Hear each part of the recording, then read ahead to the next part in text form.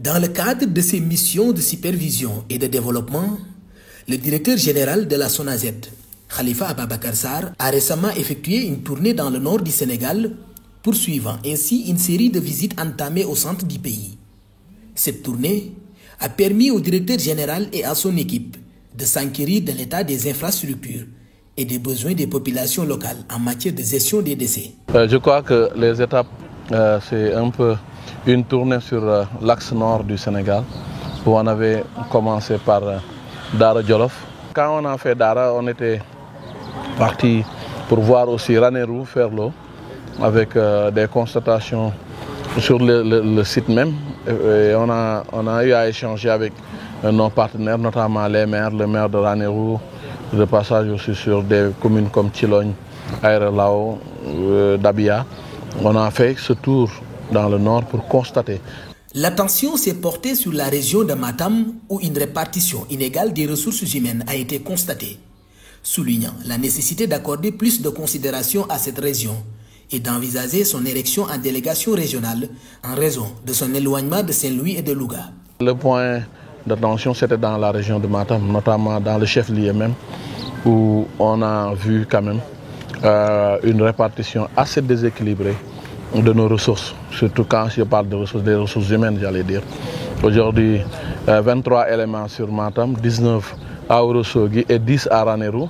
Je crois que cette région-là mérite plus de considération. Je ne le dis pas parce que c'est nos cousins Peul, tout couleur, qui nous ont très bien accueillis avec beaucoup de chants assez égayants. Mais ce qui est évident et apparent, c'est qu'il faudrait qu'on érige plus ou moins Matam en délégation régionale parce que c'est trop loin du site de Saint-Louis et de Louga. La visite de Khalifa Ababacar Sarr à Saint-Louis et à Louga a permis de recueillir les besoins des collaborateurs, de rencontrer les partenaires locaux et de rappeler l'histoire marquante de la région dans le domaine des ONG, malgré les défis spécifiques liés à la gestion des décès. On a fait Saint-Louis du Sénégal. Tout à l'heure, on était à la décharge de Gandon. Et aujourd'hui, on est à Louga. Louga, une région qui nous laisse beaucoup de souvenirs parce qu'il y a des années où on a vu le conseil régional déployer beaucoup de stratégies avec beaucoup d'ONG. Sa particularité, c'était dans les années 2000, 90-2000. C'était une région où il y avait une multitude d'ONG qui ont pu travailler dans les conditions d'existence et de vie des populations, mais sauf que les déchets sont un domaine assez particulier.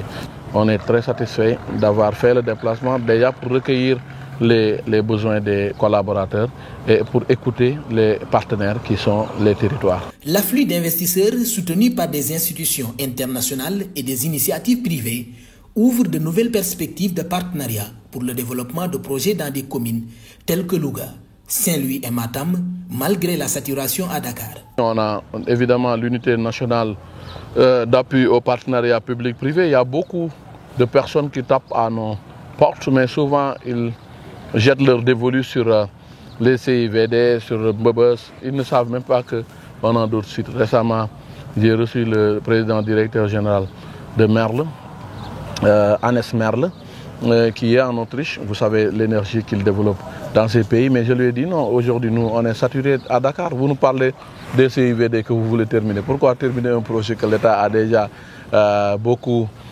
misé pour avancer et terminer cela? La Banque mondiale, la Banque européenne, l'AFD, la coopération espagnole nous soutiennent. Mais au-delà de ça, il y a du privé qui tape à nos portes. Il y a même des investisseurs. Là où nous revenons, il y a Gandiol, il y a Mamadou Dia de l'Espagne, qui a investi plus de 2 milliards sur l'axe Gandiol. Et Gandiol est menacé de disparition avec l'avancée de la brèche de Saint-Louis. Mais ce qui est sûr, c'est que ces privés-là pourront venir hériter de la caution de notre ministère, l'autre de tutelle, qui est le ministère des Finances, et venir travailler avec des communes comme Louga, comme Saint-Louis, comme Matam, pour qu'on puisse monter des projets ensemble. L'objectif du directeur général de la SONAGED, Khalifa Ababacar Sarr, est de créer de la richesse à travers la gestion des décès, en transformant ce secteur en un moteur économique capable de gérer des opportunités pour les jeunes Sénégalais et de former les entrepreneurs de demain. L'heure est à la recherche de richesses pour notre pays. On ne peut plus continuer à faire du tourni-touri. Je l'ai répété, moi je suis assez mercantile. Hein. Je ne suis pas là pour seulement satisfaire la propreté des villes sans créer de la matière première. Nous sommes là ensemble pour davantage créer de la richesse et aider les jeunes Sénégalais à se tirer d'affaires. Parce qu'on ne peut pas travailler dans ce secteur et rester pauvre. On doit avancer. Et demain, nous pourrions sortir beaucoup de champions qui pourraient être même des chefs d'entreprise à partir de leur connaissance de la SONAGED.